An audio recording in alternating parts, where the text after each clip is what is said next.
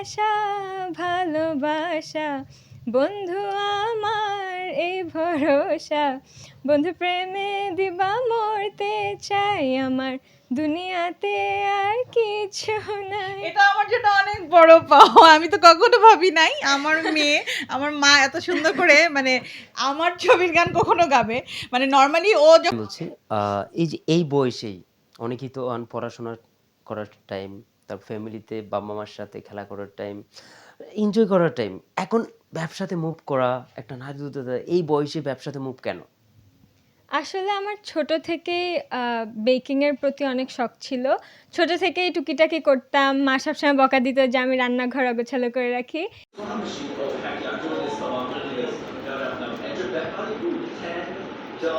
করতে, করতে এক পর্যায়ে গিয়ে এটা একটা প্যাশন হয়ে যায়। তারপরে আমি এরকম দেখে, দেখে YouTube দেখে, ওয়েবসাইট দেখে শিখতে, শিখতে আমি দেখি কি আমার কাজে ফিনিশিং চলে আসে। তারপর আমি সবাইকে আমার খাওয়া টেস্ট করাই, আশেপাশে সবাইকে। সবাই অনেক পছন্দ করে। তারপর আমাকে মোটিভেট করে যে, "তুমি এটা দিয়ে কিছু একটা শুরু করো।" আমার মা আমাকে এটার পিছনে স্পেশালি অনেক মোটিভেট করে। তারপর আমি এরকম করে ছোট্ট একটা পেজ খুলি।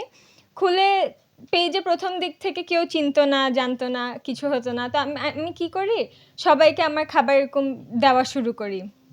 তারপর PR এর মতন দিতে, দিতে তারপর সবাই অনেক পছন্দ করে।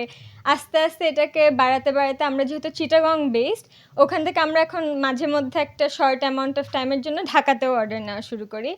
তারপর ঢাকা থেকেও অনেক ভালো রেসপন্স আসে। দিয়ে করতে, করতে এখন এতদূর আমরা।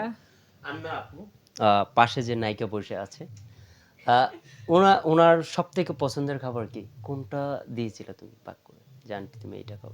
প্রবাবলি আমার চকলেট কেক আমার অনেক পছন্দ।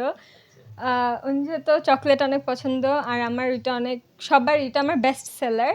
তো ওইটাই ১ম ওনাকে খাওয়াইছিলাম আর উনি অনেক পছন্দ করছে এটা। উনি মানুষ হিসেবে কেমন? মানুষ হিসাবে ছোটবেলা থেকে আমার মার মতন, আমার মার থেকেও বেশি আমার আপন। ছোটবেলা থেকে মা ডাকি। মা বান্ধবী না? হ্যাঁ, আমার আম্মুর থেকেও আমার খালা আমার বেশি ক্লোজ বান্ধবীর মতন। আমার কিছু একটা হলে ফোন দিয়ে আমরা গল্প করি, গসিপ করি। আজকে যেমন আমরা একসাথে রেডি হয়েছি, গান ছেড়ে নাচতে, নাচতে রেডি হচ্ছিলাম, এরকম। আচ্ছা। আমি তো যেটা প্রশ্ন করি, ওনার কোন মুভিটা দেখা হয়েছিল?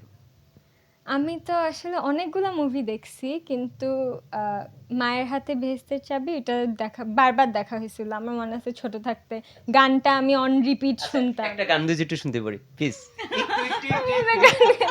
একটু এক লাইন আচ্ছা ভালো আমি গান গাইতে পারি। এক লাইন এটাই থাকবে স্মৃতি। আহ, গরিব যখন ছোট ছিল ও কিন্তু পূর্ণিমা আপুকে খুব পছন্দ করতো। ওর ছোটবেলায় কিন্তু ছবিও আছে পূর্ণিমা আপুর সাথে।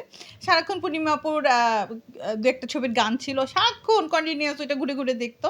দেখতে দেখতে মানে সিডি, তখন তো সিডি ছিল, সিডি প্লেয়ারের ক্যাসেটই নষ্ট করে ফেলছে দেখতে দেখতে। এরপরে যখন আমারটা দেখা শুরু হলো, আমার এই মানে গরিবের আশাটা ওদের খুব বেশি দেখা হয়েছে।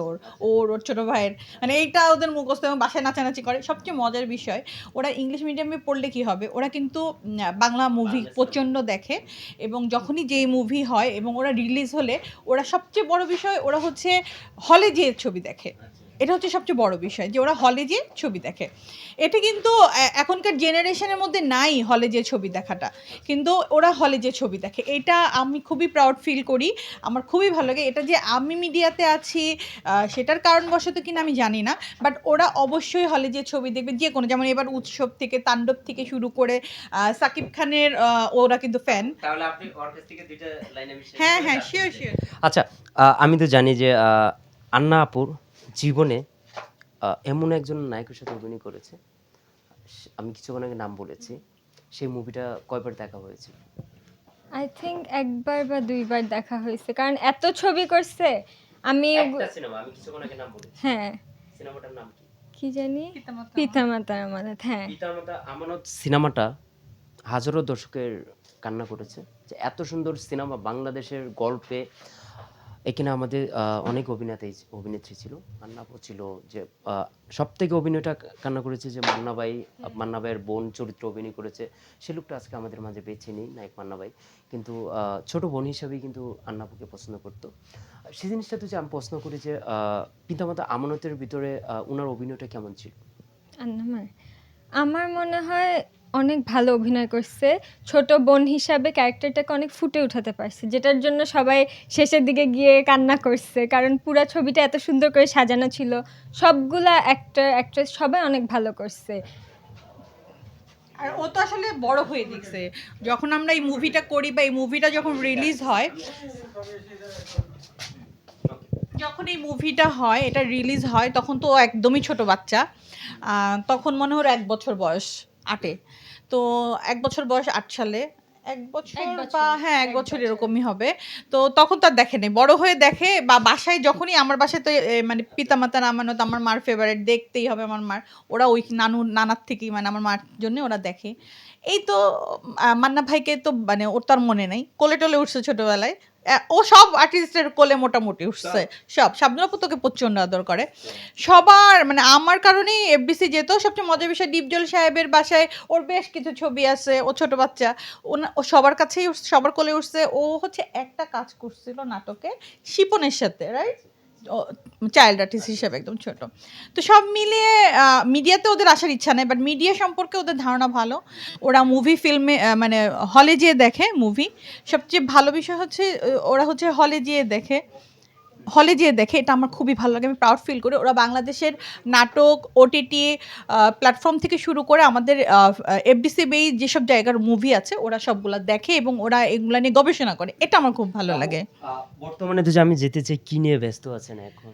এখন আমি তোমার বিজনেস নিয়ে ব্যস্ত আছি, আমাদের ট্রেনিং সেন্টার মেয়েদের যেটা, আর এখন আমরা ছেলেদেরকে নিয়েও শুরু করে দিয়েছি আলহামদুলিল্লাহ। এখন অলরেডি 80 জন স্টুডেন্ট পাস করে ফেলেছে, আরও হচ্ছে। যেহেতু 350 মেয়ে ছিল, এখন 80 জন, আমরা ছেলেদেরকে নিয়েও কাজ করছি। তো আলহামদুলিল্লাহ এটা নিয়ে ব্যস্ততা কাটছে। আর এই তো আছি।